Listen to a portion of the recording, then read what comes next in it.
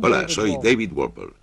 No es ningún secreto que la política puede ser algo muy sucio, pero Joseph Stalin y Nikita Khrushchev convirtieron la intimidación, el engaño y la traición en un arte. Stalin, por supuesto, fue más lejos aún. Llegaría a matar a millones de sus compatriotas en su paranoica obsesión por conservar el poder. Pero también él era humano y sabía lo que es el miedo. Miedo a un hombre llamado León Trotsky. Trotsky era el líder que había inspirado la Revolución Rusa y se le consideraba como el legítimo heredero de Lenin. Pero cuando Lenin murió en 1924, Stalin obligó a Trotsky a exiliarse hasta el fin de sus días. Sin embargo, su mera existencia no dejó de obsesionar a Stalin. Nikita Khrushchev encontraría su chivo expiatorio en la persona de Imre Nagy, líder de la Hungría rebelde. Sin embargo, a diferencia de Stalin, Khrushchev decidió aplastar inmediatamente a su enemigo. Pero antes, veamos el enfrentamiento de Stalin contra Trotsky para adueñarse de los frutos de la Revolución Rusa. Hora tras hora, día tras día, con unas temperaturas de 20 grados bajo cero, van llegando ucranianos, mongoles y siberianos. Durante 5 días, millones de personas desfilan por la Plaza Roja. La nación rusa está de luto.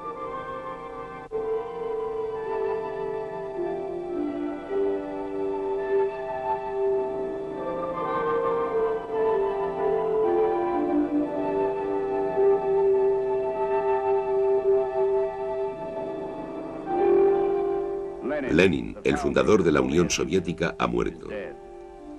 Ahora empieza la lucha por el gran poder que poseía, una lucha que determinará el curso del comunismo mundial.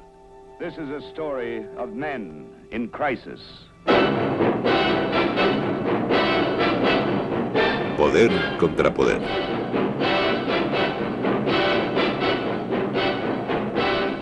Stalin contra Trotsky.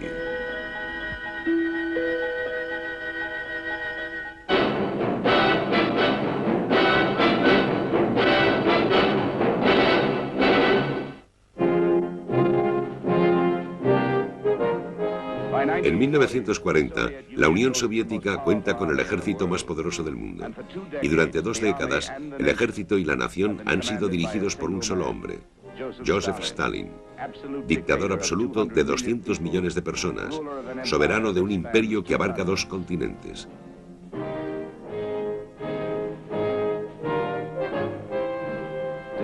A pesar de todo su poder, Stalin está obsesionado por el miedo a un hombre. El hombre que le obsesiona vive encerrado en una pequeña hacienda de un remoto pueblo mexicano. Este es el último refugio de León Trotsky.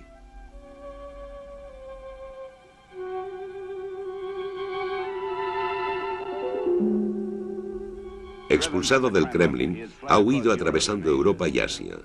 Despojado de su ciudadanía, su poder y su patrimonio, solo sueña con lo que podía haber sido, ya que una vez, hace mucho tiempo, estaba destinado a dirigir el destino de Rusia. Fue el profeta de la revolución que trataba de romper el yugo del zar.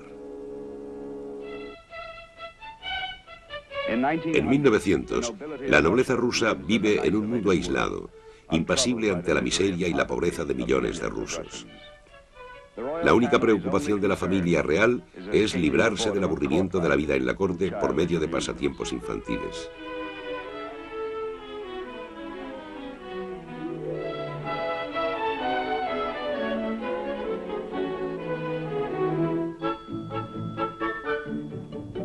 La monarquía se ha visto amenazada por la revolución, y aunque algunos revolucionarios han sido expulsados del país, el descontento crea nuevos líderes. Lev Davidovich Bernstein, un estudiante ucraniano aventajado, predica la revolución, inflamado por un desproporcionado idealismo. A la edad de 19 años, cuenta ya con un largo historial policial y siente admiración por los escritos de Lenin. Ahora se hace llamar León Trotsky. Huye a Londres y se une a un grupo fanático de comunistas partidarios de Lenin. Trotsky es un escritor de gran talento y un creador apasionante, y pronto está junto a Lenin como líder del movimiento revolucionario.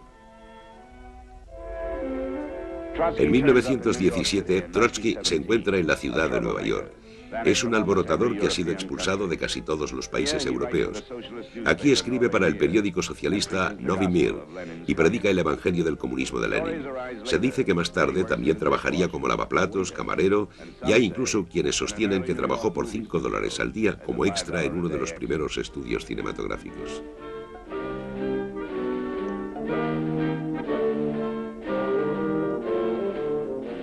En Rusia, el nombre de un oscuro comunista aparece habitualmente en los ficheros de la policía. Joseph Dugashvili, alias Stalin.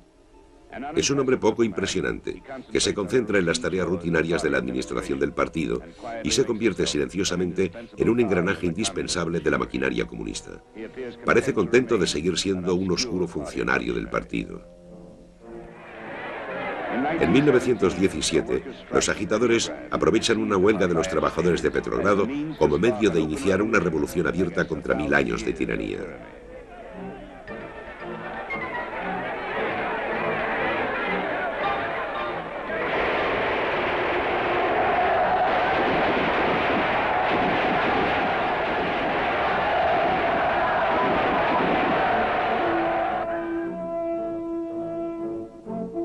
En 7 días acaban con el imperio zarista.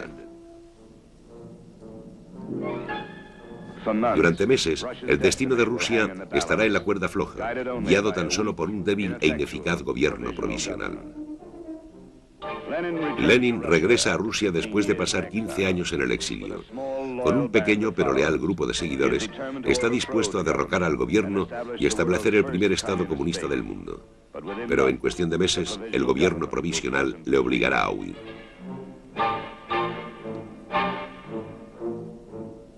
León Trotsky toma el mando de la conspiración. Desafiando abiertamente la posibilidad de ser detenido, incita al pueblo de Petrogrado. El 6 de noviembre de 1917, Trotsky, como jefe del Comité Revolucionario Secreto, da la orden de empezar la sublevación comunista.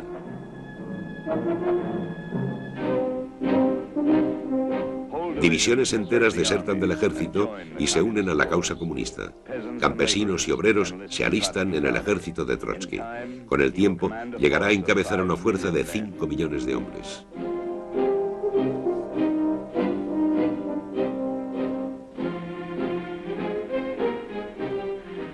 Durante 3 años de sangrienta guerra civil, Trotsky dirige a sus tropas desde un vagón acorazado de ferrocarril, corriendo de un campo de batalla a otro a lo largo de un frente de 7.500 kilómetros. Quien había sido considerado solo un intelectual erudito o un teórico soñador, demuestra ser un genio militar. Por primera vez en su vida, ejerce un inmenso poder. Siempre arrogante, ahora muestra abiertamente su desprecio por los hombres menos dotados. Sus impacientes rabietas le enemistan con los líderes del partido, pero es su furor fanático, lo que mantiene unido al ejército. Con el tiempo, será para el pueblo ruso el héroe de la revolución.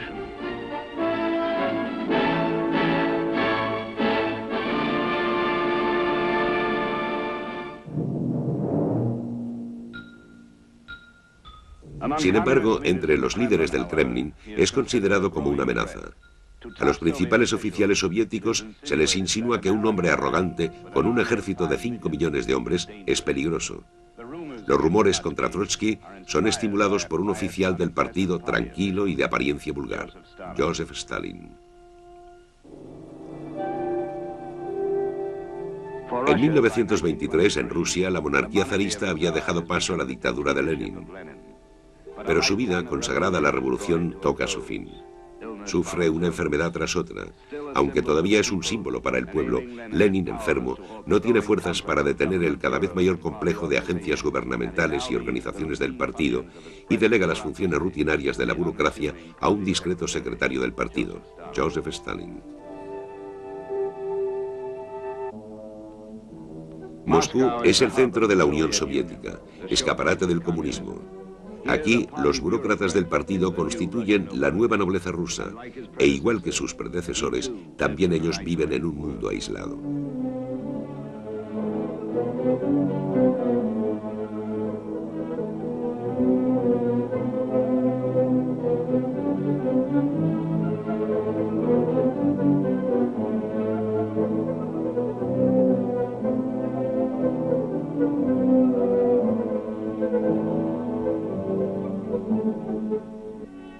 Sin embargo, en las provincias, el pueblo ruso se ve azotado por la hambruna. Más de 6 millones de rusos mueren de hambre, pero el campesino es sacrificable. El sistema soviético depende del obrero industrial. Escuadrones comunistas de requisa rondan por los campos, confiscando las escasas cosechas para alimentar a las ciudades. Se extiende entonces un odio abierto y un fuerte resentimiento contra el gobierno. Estamos hartos de Lenin y de la carne de caballo, dicen los campesinos. Dadnos al zar y carne de cerdo. En Georgia, lugar de nacimiento de Joseph Stalin, la miseria del pueblo amenaza con convertirse en una rebelión desesperada contra el régimen rojo. Y ahora, por primera vez, Stalin muestra el poder que ha adquirido silenciosamente como secretario del partido. Autoriza represalias en masa contra los campesinos rebeldes de Georgia y aplasta la revuelta con el terror, la violencia y el asesinato.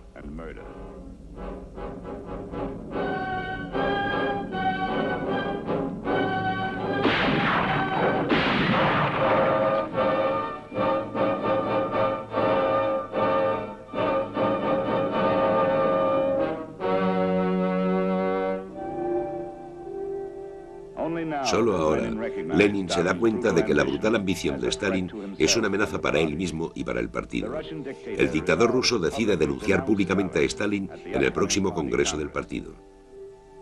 Pero antes de poder hacerlo, Lenin muere de forma repentina y misteriosa. Desde el pequeño pueblo en el que murió, Vladimir Ilich Lenin es llevado a Moscú. Su muerte llena de pesar y desesperación al pueblo ruso, pero para Stalin significa un alivio. Por ello, se rumoreará más tarde que Stalin había envenenado a Lenin, pero en ese momento solo se dice que Lenin ha muerto por el pueblo.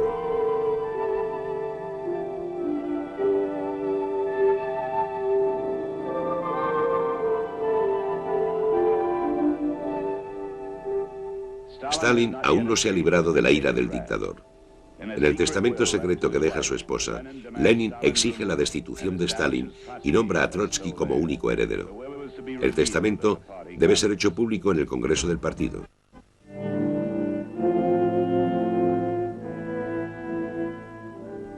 El Congreso del Partido de 1924 sirve de escenario a una extraña conspiración. A espaldas de los delegados, los líderes del partido han mantenido una reunión secreta.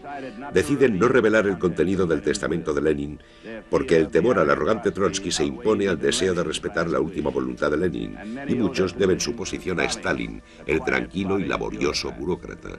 Así que una vez más se le concede un respiro a Stalin, que ve así libre el camino hasta el poder.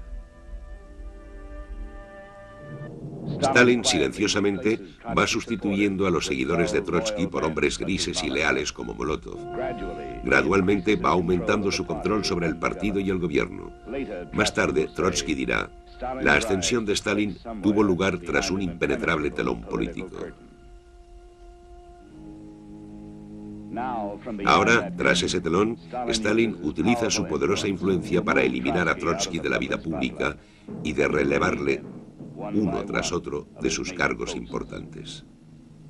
Finalmente, el diario Pravda y los propagandistas del partido atacan abiertamente a Trotsky, sosteniendo que ha violado los principios de Lenin. Trotsky lanza un contraataque contra Stalin demasiado tarde. Ante un asombrado comité central exclama: «Libertad de la tiranía al partido, hay que acabar con la dictadura». El orador, que antes incitaba a toda una nación a la revolución, ahora no puede convencer a un puñado de hombres, ya que Stalin los controla.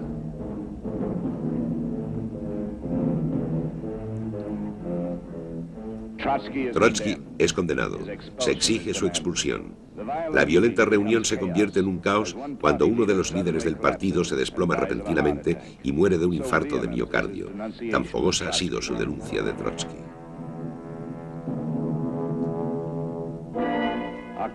El 18 de octubre de 1926, el New York Times conmueve al mundo con la publicación en primera página del testamento de Lenin, que los ayudantes de Trotsky han sacado de Rusia. Pero incluso este golpe inesperado contra Stalin llega demasiado tarde. El 18 de enero de 1928, León Trotsky es enviado al exilio. Stalin, temeroso de la reacción pública, hace que la policía secreta secuestre literalmente a Trotsky. Pero ni siquiera Siberia puede silenciarle, y un año más tarde es trasladado secretamente bajo guardia armada a Turquía. En Estambul, Trotsky es liberado con $1.500, el pago final a un revolucionario. En una isla solitaria, antaño habitada por exiliados reales del Imperio Bizantino, Trotsky alquila la destartalada villa de un rajá arruinado. Trotsky, aunque aislado de la política mundial, puede por fin hablar. Con la única compañía de su esposa e hijo, intenta reunir a los comunistas europeos. En libros, revistas y artículos condena a Stalin por su política de socialismo en un solo país y continúa predicando la revolución mundial. Trotsky encuentra poco apoyo explícito. Los miembros de base del partido reciben sus órdenes del Kremlin. Aún así, en Europa se sigue considerando a Trotsky como el revolucionario peligroso y se le niega la entrada en todos los países del continente. Winston Churchill lo define como el ogro de Europa, abandonado a orillas del Mar Negro.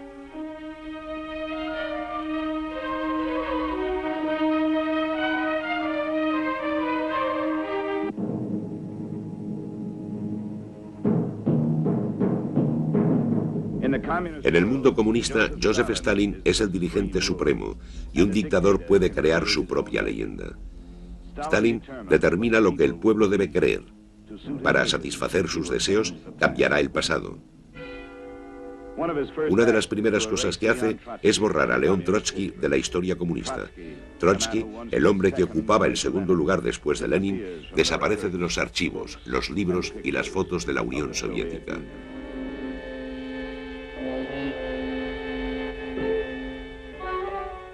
Ahora Stalin aparece como la mano derecha de Lenin, una posición ocupada en realidad por León Trotsky.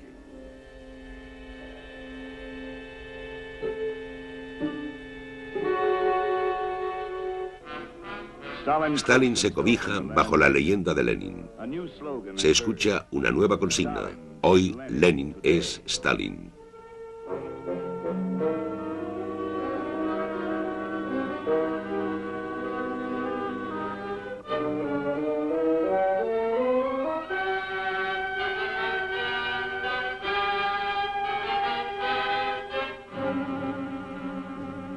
El despiadado dictador se oculta tras un mito de benevolencia.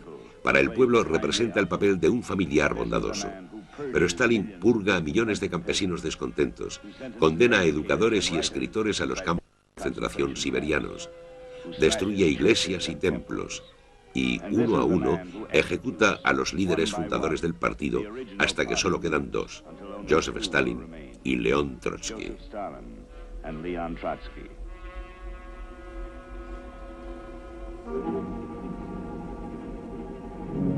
En 1932, después de 4 años, Trotsky logra por fin escapar de su exilio en la isla. Ha recibido un visado de una semana para dar una conferencia en Copenhague. Se detiene brevemente en Pompeya, camino de Dinamarca, pero Italia, como la mayoría de naciones europeas, no le permite quedarse. Finalmente encuentra asilo en Francia, donde un gobierno socialista acaba de acceder al poder, pero su presencia debe mantenerse en secreto.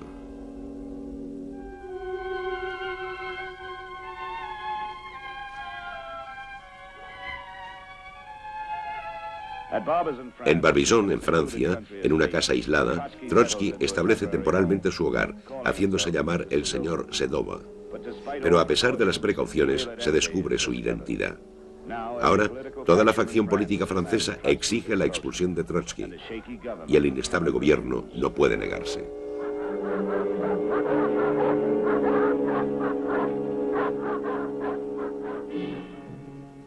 Se da a Trotsky un plazo de 24 horas para abandonar Francia y a última hora se le concede un visado a Noruega.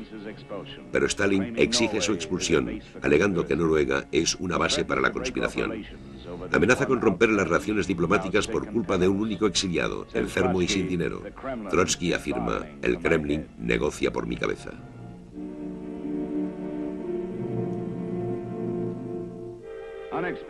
Inesperadamente, Trotsky es detenido, llevado a bordo de un carguero y deportado por un intimidado gobierno noruego.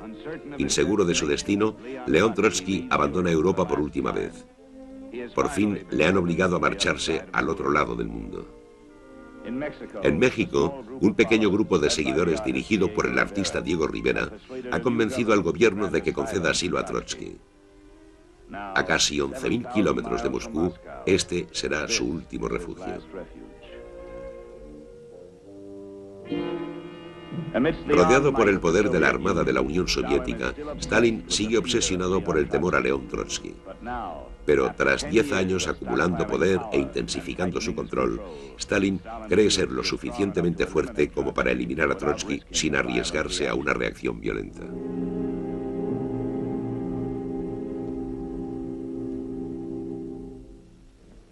Ordena que se celebre una espectacular parodia de juicio. El principal acusado es León Trotsky, ausente. Se le acusa de fomentar la contrarrevolución, maquinar asesinatos y dirigir sabotajes. Por estos delitos, Trotsky es sentenciado a muerte. Un grupo de comunistas americanos establece una línea directa con México para escuchar la respuesta de Trotsky a las acusaciones de Stalin, pero los cables se cortan misteriosamente y su mensaje nunca llega a Nueva York. Una vez más, León Trotsky no es escuchado.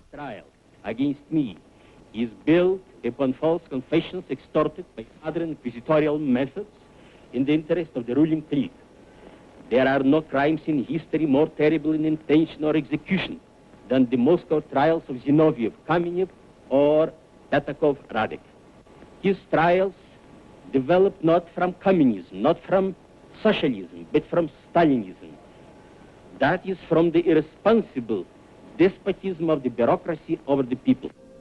Trotsky sabe que vive bajo la sentencia de muerte de Joseph Stalin. Comienza cada día con la misma broma siniestra. ¿Lo ves? Anoche no nos mataron.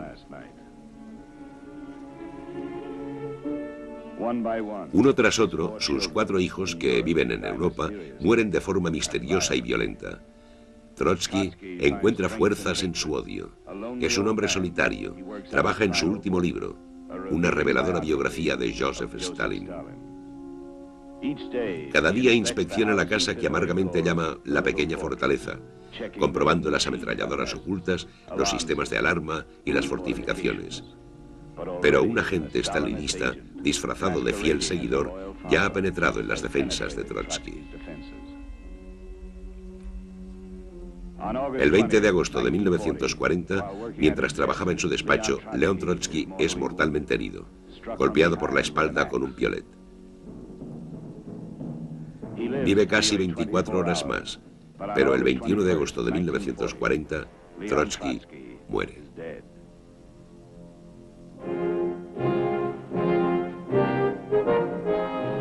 Ahora Joseph Stalin no tiene rival. Su poder supera al de Julio César, Gengis Khan, Alejandro Magno y Napoleón. Su imperio se extiende por 1/6 de la tierra, y en todo el mundo, hombres de distintas naciones le profesan lealtad. Y Stalin seguirá rodeado de seguidores leales y sumisos, como Nikita Khrushchev, un hombre poco impresionante que parece contentarse con seguir siendo un oscuro funcionario del partido.